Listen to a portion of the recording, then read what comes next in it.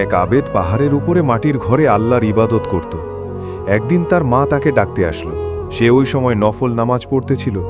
সে মনে মনে চিন্তা করল, আমি নামাজ পড়ব না মায়ের ডাকে সাড়া দেব। সে মায়ের ডাকে সাড়া না দিয়ে নামাজ পড়তেছিল। এরকম 2-3 দিন ঘটল। তৃতীয় দিনে তার মা অনেক রাগ হয়ে গেল। তার মা তাকে বদদোয়া দিয়ে বলল, তুই ব্যভিচারের মুখ দেখে মরবি। কিছুদিন পর ওই গ্রামে এক মহিলা গর্ভবতী হলো।